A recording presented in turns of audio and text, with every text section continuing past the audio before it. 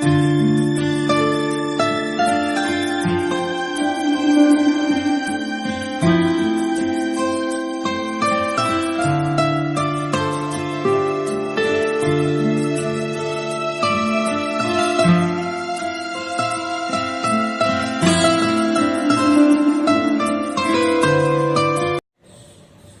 Afternoon बालकों, आज हम कक्षा 6 विषय हिंदी इकाई 5 पढ़ने वाले हैं। इकाई 4 तक हिंदी में हम कुछ पढ़ चुके हैं। व्याकरण की परिभाषा भी कुछ हमने सीखी है या पढ़ी है। आज हम इस कार्य में जो छात्रों को बताने जा रहा हूं कि ये जो संसार है, ये धरती जो है, ये पृथ्वी जो है, तो प्रकृति जो है हमारी, ये प्रकृति हमारी शिक्षक है। अगर आप छात्र सभी ये वाक्य जानकर ऐसे कहेंगे कि प्रकृति हमारा शिक्षक कैसे है, तो प्रकृति के जो 5 तत्व हैं, जल है, अग्नि है, वायु है, पृथ्वी है और आकाश जो है, ये 5 तत्वों से बनी ये हमें कुछ सिखाती है। इसीलिए कवि ने इस कार्य को हमारे सामने जो पेश किया है और बताया है कि यह प्रकृति ही हमारा सबसे बड़ा शिक्षक है, यही बताना चाहती है। तो इस कार्य में कवि बताना चाहते हैं, ये पढ़ेंगे हम। तो इस कार्य का शीर्षक जो है, गलबल धरती को महकाए। महकाए मतलब सुगंधित करें, इस पूरी धरती को सुंदर करें। और धरती को सुंदर कैसे किया जाता है, तो सभी छात्रों को पहले मैं इस कार्य पंक्तियां को पढ़कर बताना चाहूंगा कि काव्य पंक्तियां मैं पढ़ता हूं और आप सभी भी इसका पठन करेंगे। बगिया के फूलों को देखो कैसे खुशखुशराते हैं, आंधी हो पानी हो चाहे सबको हंसाते।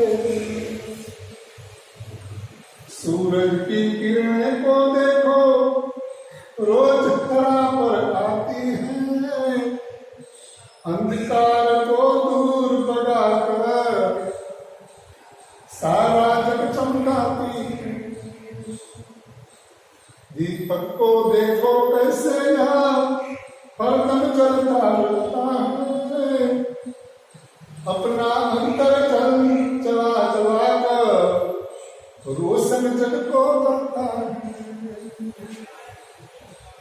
आओ हम भी इंसान बनकर जग में अपना नाम कमाए, अच्छे सच्चे काम करें और सारी धरती को महकाए।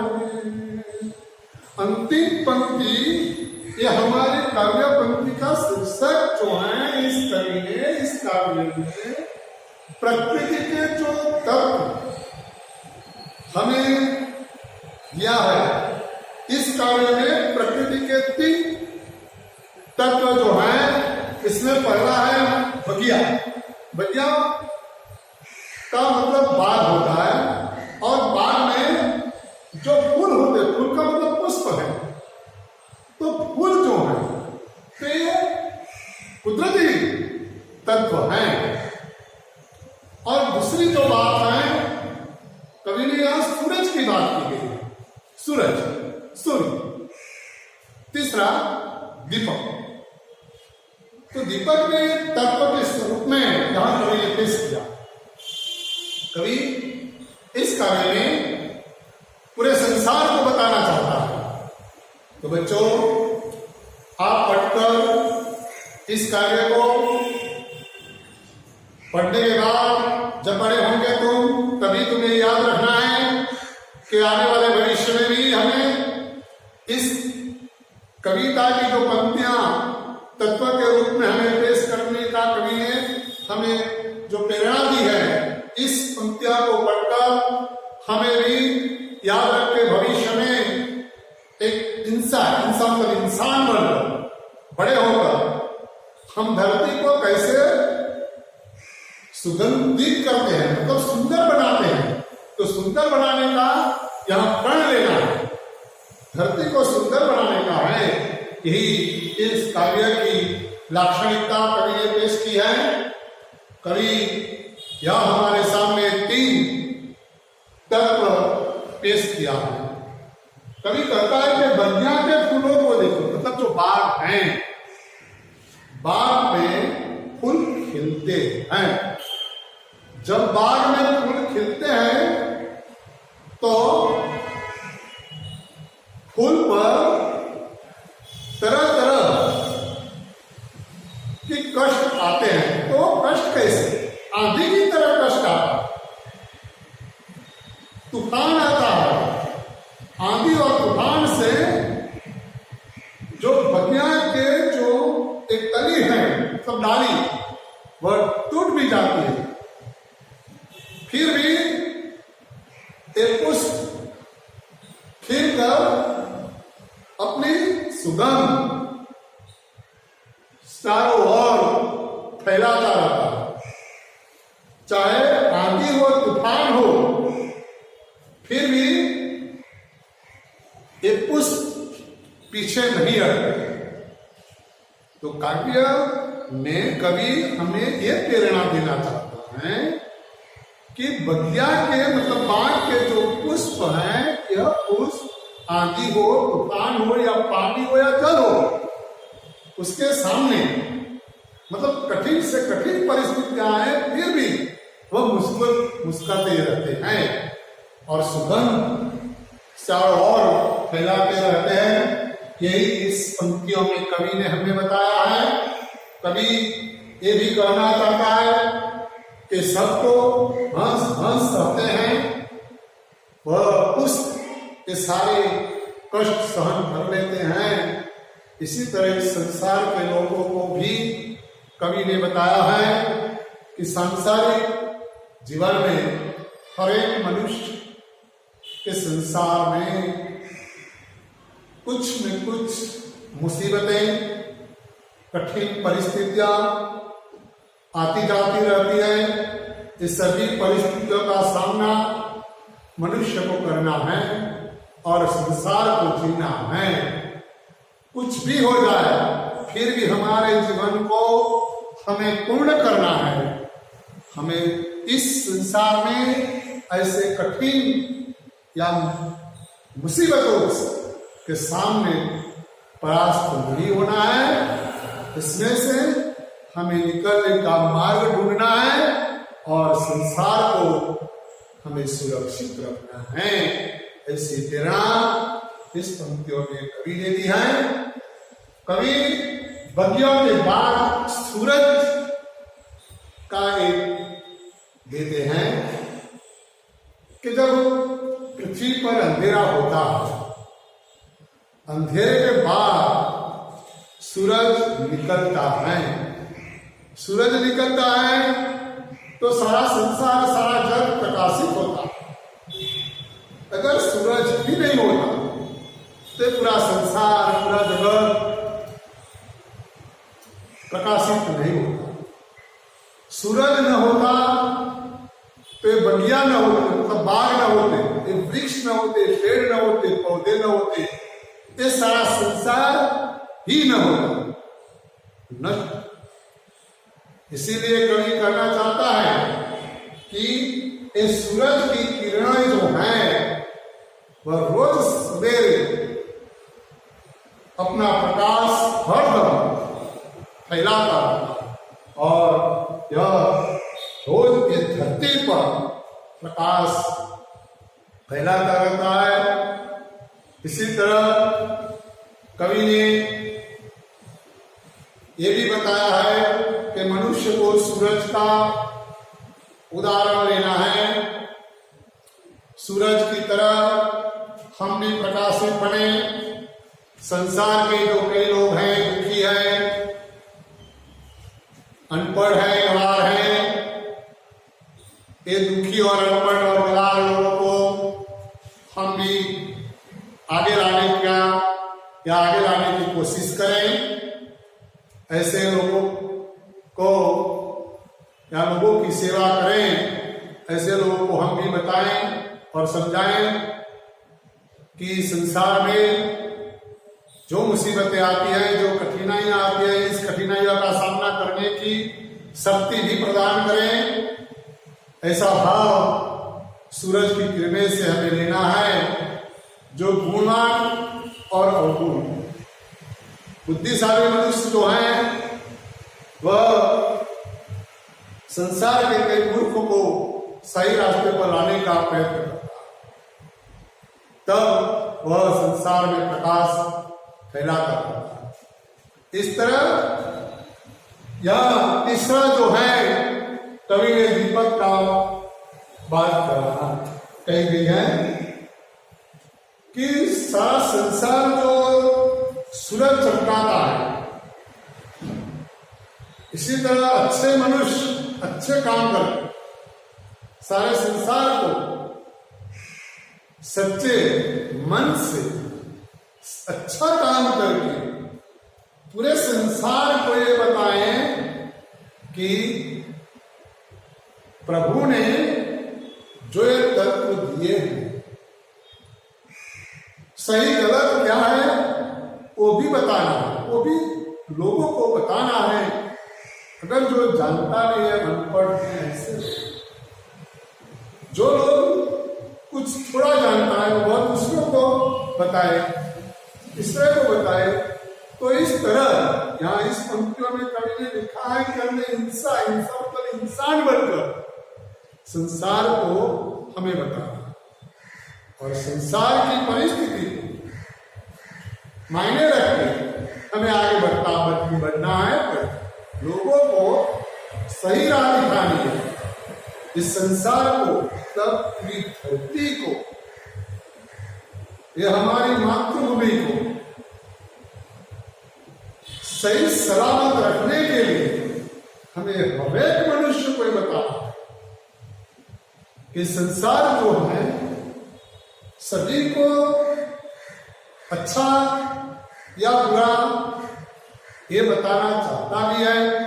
फिर भी हमें ये कहना है कि संसार जो है सबके लिए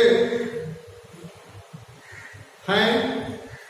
सभी मनुष्य बगिया के पुष्प की तरह रहे। जीवन जो है, जीवन के दो पहलू है, सुख और दुख। सुख भी आता है, दुख भी आता है। सुख में हमें बहुत हंसते रहना नहीं है और दुख में हमें रोना नहीं है। दुख में मतलब जो कठिनाइयां आती है, इस कठिनाइयों से हमें बाहर निकलने का कोई नया रास्ता ढूंढने का प्रयत्न करना है, तो हम इस संसार को सुंदर बना पाएंगे, पूरी धरती को सुंदर बना पाएंगे। सभी मनुष्यों को बताएंगे कि चाहे कुछ भी हो जाए, कठिन परिस्थितियां क्यों ना आए, फिर भी हमें आगे बढ़ते रहना है और सारे धरती को हमें महकाना है, मतलब सुंदर बनाना है। यहाँ तीसरा जो एक प्रकृति का तत्व है दीपक। कवि इन पंक्तियों में कहता है कि दीपक जो है हर दम जलता रहे। दीपक खुद अपना हृदय मतलब अपनी अंतर्यात्मा, अपने हृदय को जलाकर वह सारे जग को रोशनी देता है। वह खुद चलता है और दूसरों को रोशनी देता है। रोशनी देकर देकर वह खुद को अपनी अंतरात्मा को जला देता है। तो कवि ने ये उदाहरण तत्व का बहुत अच्छा उदाहरण दिया है। वह पूरे संसार को, पूरे जग को ये रोशनी देता है। तो कवि का जो कहना है कि अपना अंतर जला जलाकर, मतलब खुद का हृदय जलाकर, दीपक खुद अपना हृदय जलाता है और पूरे जग को ये रोशन करता है। तो इस तरह कवि कहना चाहता है कि संसार के लोगों को भी सुखी हो या दुखी, कठिन परिस्थितियां आए या न आए, हमें हर दिन खुश रहना है। हमें लोगों को भी ये समझाना है, चाहे संसार कठिन से कठिन परिस्थितियां, मुसीबतें आती हैं, कई मुसीबतें आने के बावजूद भी मनुष्य को डरना नहीं है। हमें इस मुसीबत में से बाहर निकलने का मार्ग ढूंढना है और लोगों को बताना है कि हमें सही रास्ते पर जाना है। तब ये पूरी धरती जो है, ये पूरा संसार जो है सुंदर बनेगा। इन तीन जो पंक्तियां हैं, कवि ये पंक्तियों में कहना चाहता है कि आओ हम भी इंसान बनकर जग में अपना नाम कमाए। जग में अपना नाम कमाए मतलब ऐसा नहीं है कि बड़ा लोग हैं, ये बड़े हैं, इसका नाम ये है, ऐसा है। बात ये बताना चाहता है कवि कि जग हमें बड़प्पन बताना है, जग को बड़ापन बताना है, धरती को बड़ापन बताना है, धरती को बड़ा करना है। इसीलिए काव्य पंक्ति कहना के कवि ने कहा है कि आओ हम भी इंसान बने, इंसान बनकर इंसान के दुख और दर्द को समझे, दुख और दर्द को समझकर उनकी हमसे जितनी भी मदद हो सके उतनी मदद करें और ऐसे मनुष्य को ये भी बताएं कि चाहे हमारे सामने किसी भी तरह की कठिनाइयां आए या मुसीबतें आए, फिर भी मुसीबतों को हम हंसकर सह लेनी है, मतलब सहन करना है। जिस तरह बाग में पुष्प में सूर्य की जो प्रकाश है, आंधी है, तूफान है, पानी है, इसका जो उसने सहन करके भी अपनी सुगंध नहीं छोड़ी और सुगंध चारों तरफ फैलाया है, इसी तरह मनुष्य को इस संसार में इंसान बनना है और लोगों की, गरीबों की और दुखी लोगों की हमें सेवा करनी है, मतलब मदद करनी, अपने आत्मा से सेवा करनी है, हृदय से मदद करना है। हमें ऐसे लोगों को हमें देखना है। तब तो कवि कहता है कि जग में अपना नाम कमाए। जब लोगों की तुम मदद करेंगे, सेवा करेंगे, तो नाम अवश्य आप कमा पाओगे। और अच्छे सच्चे काम करें, अच्छे काम करना है। जो लोग गलत करते हैं, ऐसे लोगों को हमें रोकना है और रुकावट करना है। गलत करने वाले को ऐसा कार्य करने से हमें रोकना है और आगे उसे बताना है कि अच्छा नहीं है, भलाई करो, अच्छा करो, तो जग में हम सच्चे होंगे। ऐसी बात कि सारी धरती को महकाए, तो पूरी धरती को हमें सुंदर बनाना है। इस धरती को सुंदर बनाने के लिए यहाँ कवि ने इस कार्य में प्रकृति के जो तत्व दिए हैं, ये तत्व से हमें सीख मिलती है, हमें सीखना है। ये तत्वों से हमें मनुष्य को भी सिखाना है, पूरे संसार के लोगों को सिखाना है कि हमें भी इस प्रकृति के तत्वों से हमें सीख कर पूरे संसार को, पूरी धरती को हम सुंदर बना सकते हैं। ऐसा भाव इस काव्य पंक्तियों में प्रकट किया है। तो छात्रों, आगे हम कई व्याकरण पढ़ चुके हैं, 2 व्याकरण पढ़े हैं। इसमें आगे मैंने एक प्रश्न जो है नीचे दिए गए शब्दों में से उचित सर्वनाम चुनकर रिक्त स्थानों की पूर्ति कीजिए। सर्वनाम मैंने आगे बताया, इसमें सर्वनाम दिया गया है आप, कोई, नई, गति, क्या, पानी, अपना, कुछ।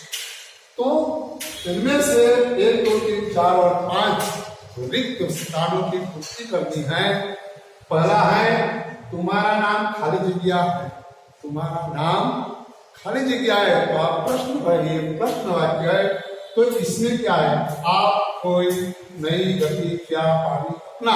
तो यहाँ लिखा है तुम्हारा नाम, तो यहाँ आएगा क्या? तुम्हारा नाम क्या है? क्या है? दूसरा वाक्य है देखो तो, खाली जगह मतलब रिक्त है, इधर ही आ रहा है। देखो तो खाली जगह इधर ही आ रहा है, इधर ही। कोई, तो यहाँ कोई जो है, कोई इधर ही आ रहा है। तीसरा है खाने के लिए खाली जगह तो दे दो, बहुत भूख लगी है।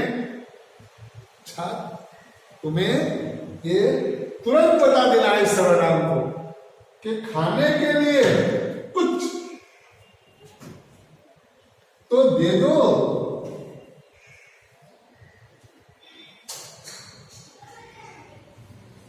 कुछ तो दे दो, बहुत भूख लगी है।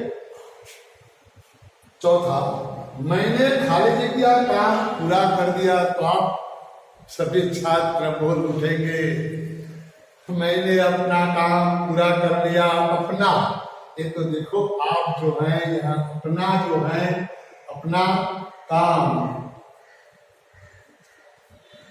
मैंने अपना काम पूरा कर दिया। अंतिम जो है 5वां, खाली जगह कहाँ जा रहे हैं? कहाँ जा रहे हैं? प्रश्न वाक्य है, तो इसमें है आप कहाँ जा रहे हैं? आप कहाँ जा रहे हैं?